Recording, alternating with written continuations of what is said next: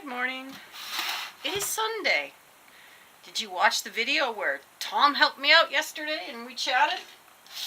Did you like it? We did. Yes, we're talking about doing that.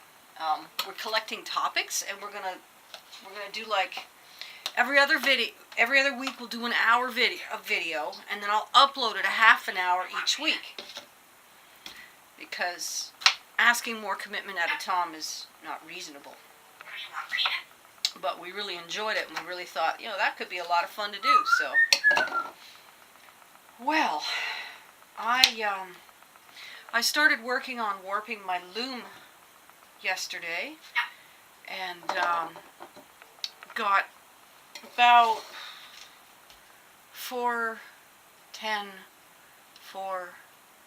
about 18 strands in, only to realize I was doing it backwards. So I basically played with yarn bar for the next 3 hours, which is to say, of course, it tangled.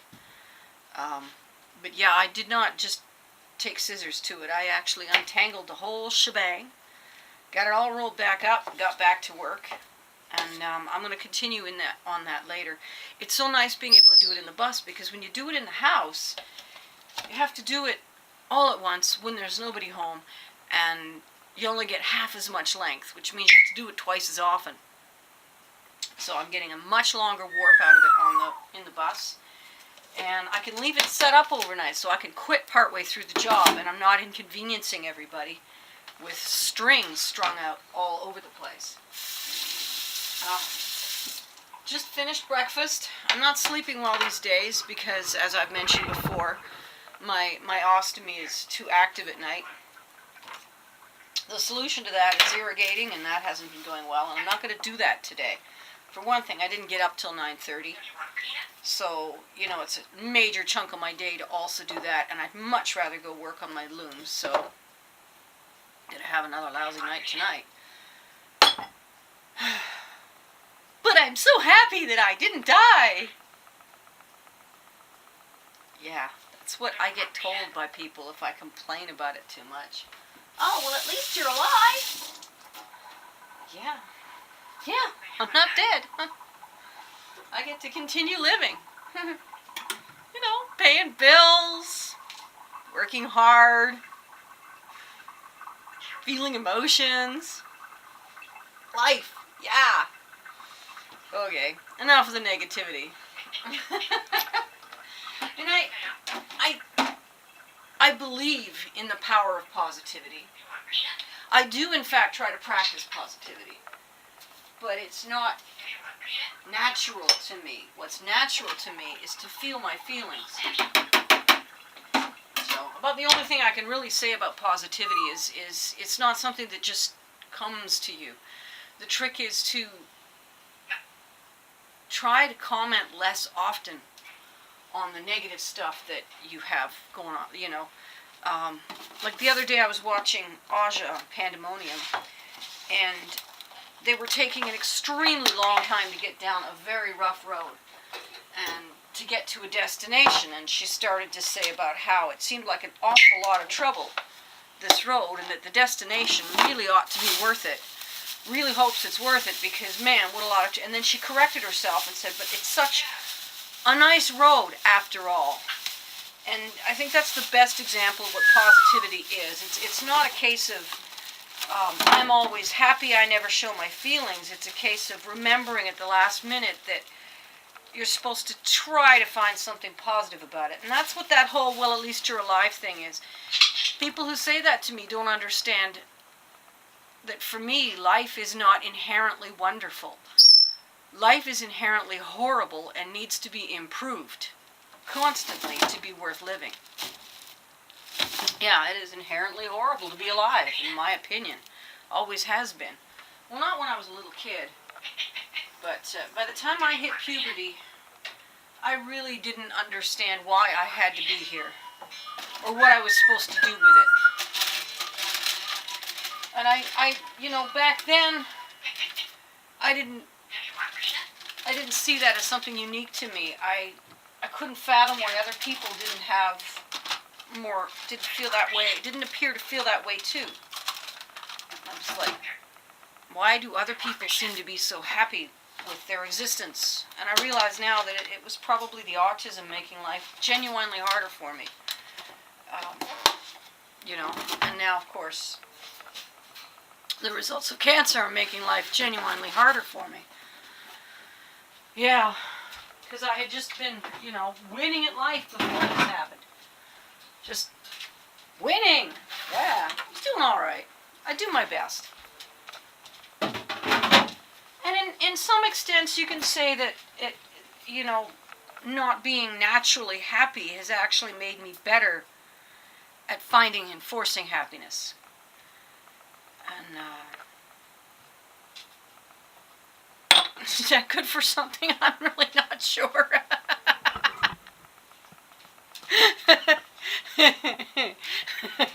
I'm really not sure what that's good for. Hey, Sammy. But I do know one thing. You can fool the world by forcing your face into the rictus of a smile when you're at your worst. I have done that. Because it's not whether or not you're actually happy, it's whether or not you look good, right? What do you think, Sam?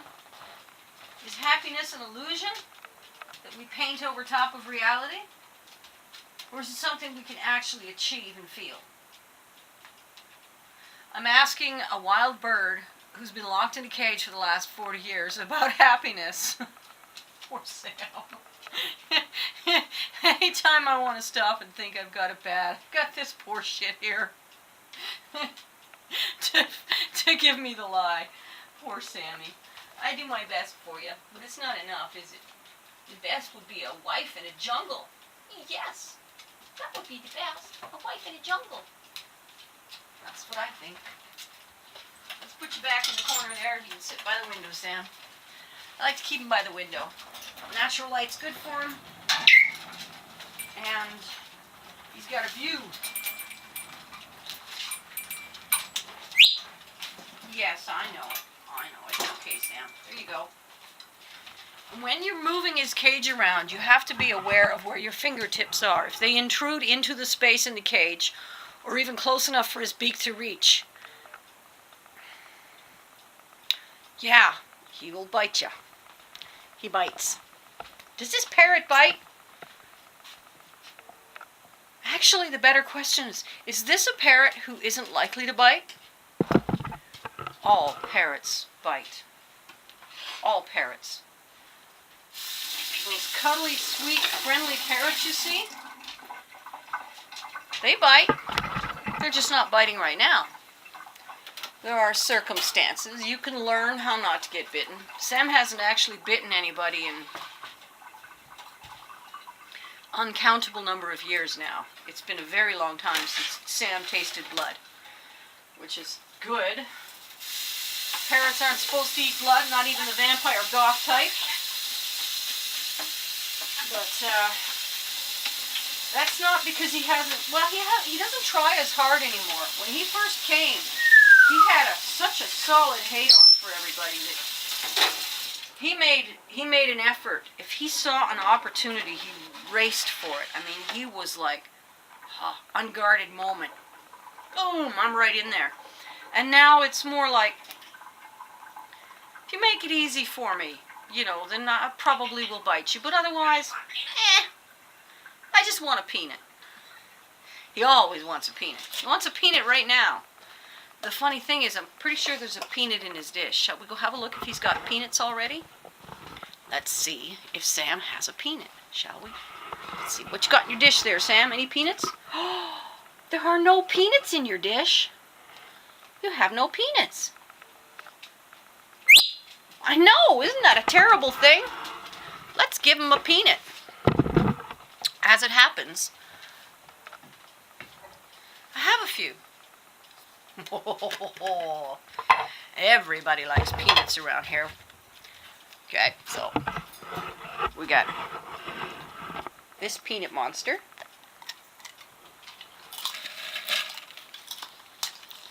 And where's the little dude? Oh, there he is. This peanut monster. You don't want it. Are you just too well fed to be interested? Usually he goes for them. Today, not so much. Shall we give Sam a peanut? And we'll put the rest in here because, you know, more than one is better than just one, right? Oops.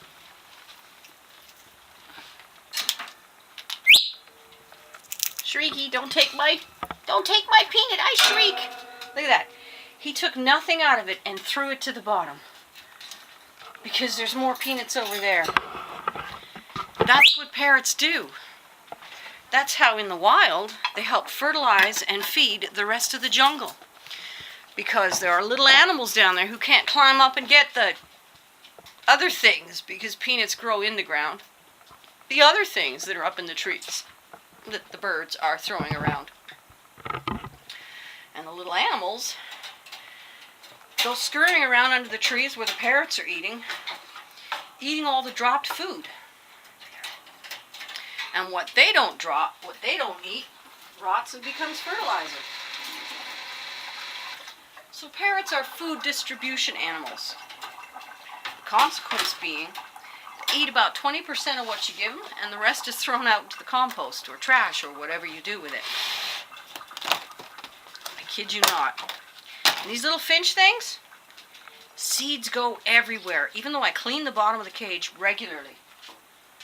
And you know, it's terrible how much rot you get in these things. It's just, every time that I go through this, I find these little spots where there's pockets of it. And right away that 90s commercial goes through my head. Ba-da-ba-ba-ba, rot pockets. And it's supposed to be for a product called Hot Pockets, but I hear rot pockets. Now there's unadvertising.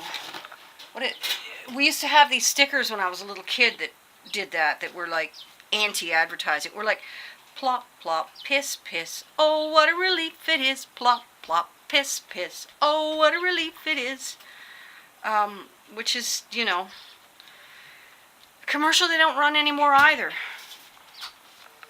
Go figure that out, eh? They used to run it. So, this cage here, every time I look at it, I'm guilty because I really ought to clean it. But because he just hovers up at the top and doesn't get near where all the poop is, I'm like, it'll wait. And it does. And it waits. And it waits. And the poop builds. And I'm ashamed. And nobody ever says a word. Nobody ever says, gee, Yolanda, should clean that cage. Except me. And then I always answer, yeah, I really ought to. But not today. And when the answer is not today, that's the same as not gonna happen. Although it's beginning to offend me. Genuinely. So yeah, look, here. Rot pockets. Look at this. Pockets of rot in this stuff. I can't shop this often. I can't go to the store often enough to keep up with this. And I need to be able to feed my birds greens. It's very frustrating. In the summertime, I go out in the yard and I pick them. I pick dandelions and chickweed and other things that most folks consider weeds. And feed that to my birds. This is just disgusting. All these little pockets of bad. And it really relates down to how much this stuff has been crushed and compressed in processing. If it hasn't been crushed and compressed, it usually will keep. If it has, I get down to this point where I'm throwing half of it away. And these things aren't cheap. It's very frustrating to throw so much of it out. Yeah, but you have to, because if you don't pull the rot out, then it spreads. Yeah. I'm going to have to get, the bunny food downstairs, sometimes I'll substitute with that. I wish I was growing lettuce for these birds. That would be really nice. So, we're done the birds. I made a soup yesterday that is so good. We've still got a whole pot of it. Look at the size of that pot of soup. Yummy. We're going to have that for lunch, I think. No, maybe. Lunch will consist of a banana pineapple smoothie with coconut water, the usual turkey bacon wrapped pickled eggs, and possibly some soup, just because there is a lot of soup. Look at how much I had to throw out. Look at that. Ugh.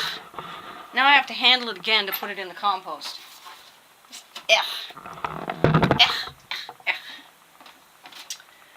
So Tom and I were thinking about topics, you know. We were talking, for instance, about the Walking. He was mentioning about the Walking Dead and how, you know, with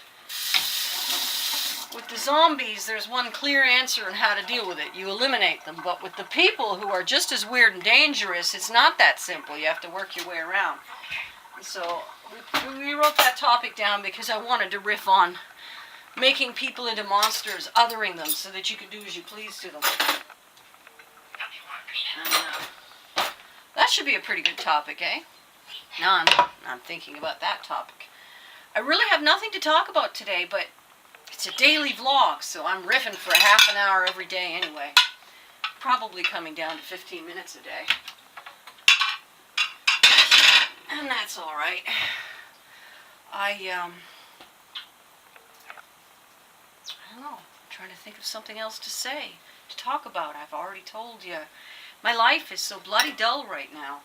I mean, dull is okay when you're living it, because I really enjoy weaving and I really enjoy knitting, and so, you know, I really enjoy weaving.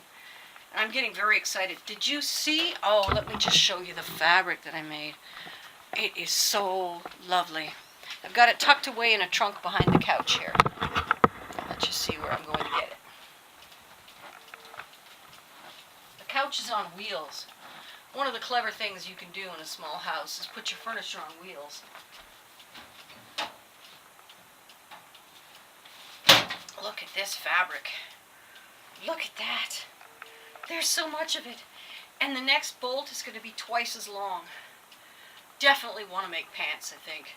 I've been thinking, and I've been thinking, you know, a jacket would look really nice in this. And if I have enough to do a jacket too, or a matching vest, I could see doing that. But the truth is, I don't tend to wear a lot of jackets. I wear a t-shirt and a coat.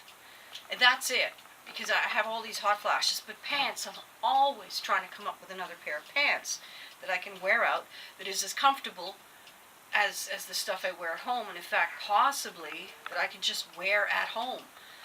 That would be a really lovely thing, to just wear the same clothes in the house. Well, I'll never wear the same clothes at home that I wear out, because the clothes I wear at home get dirty and stained and worn out much faster. So the nice stuff that I wear out there in the world when people are looking at me are kept preserved and last longer. And let's face it, this pair of pants isn't cheap. You're thinking, oh, free clothing. No, I did pay for the wool. And the wool was not cheap. I think there's about $100 worth of wool involved.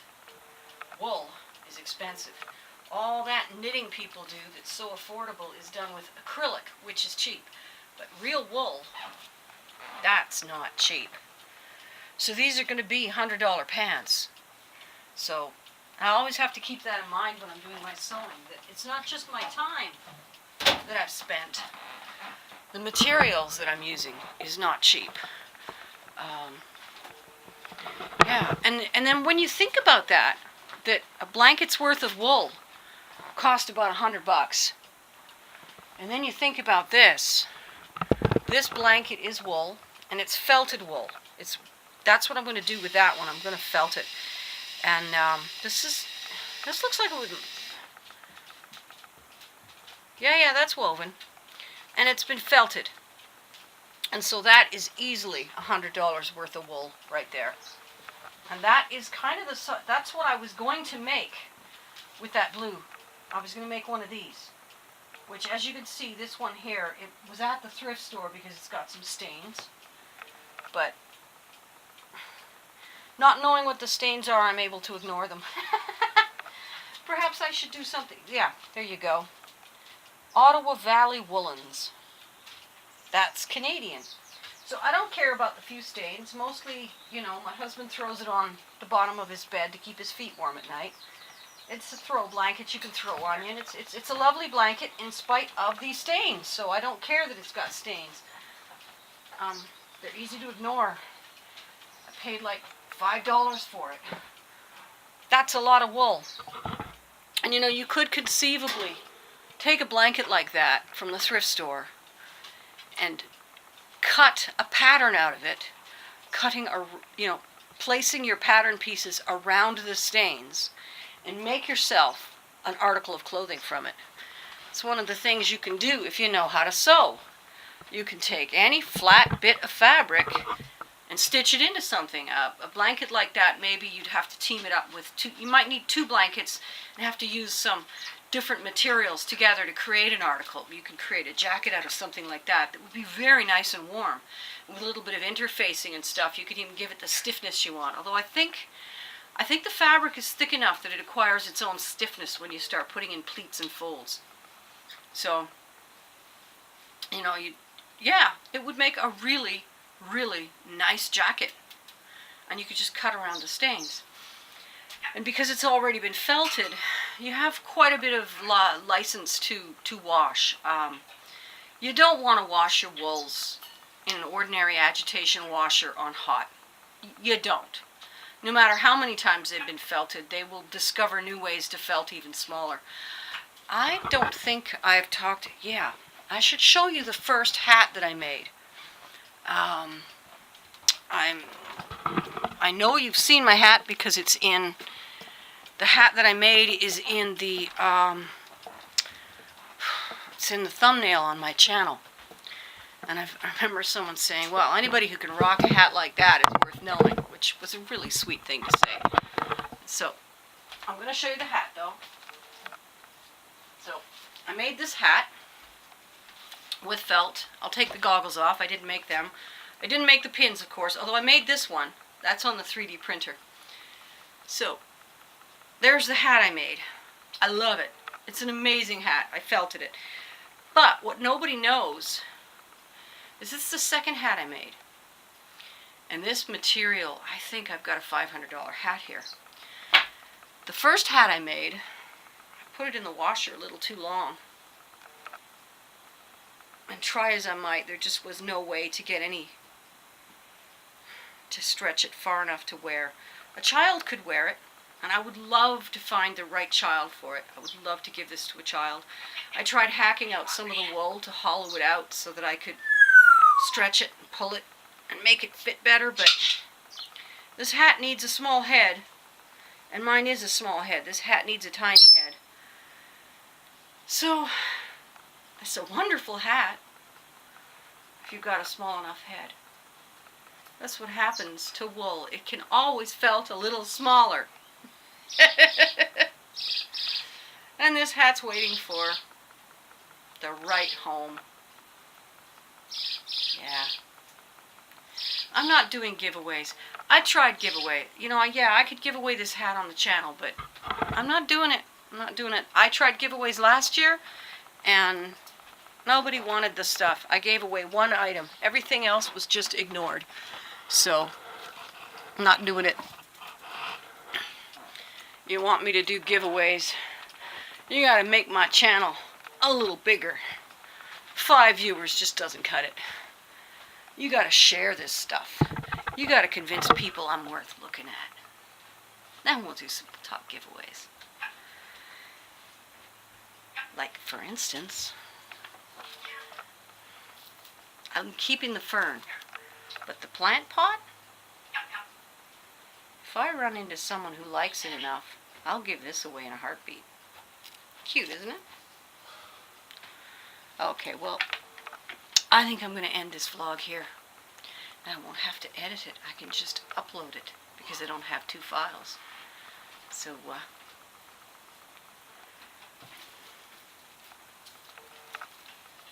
I'll see you tomorrow, and thanks for watching.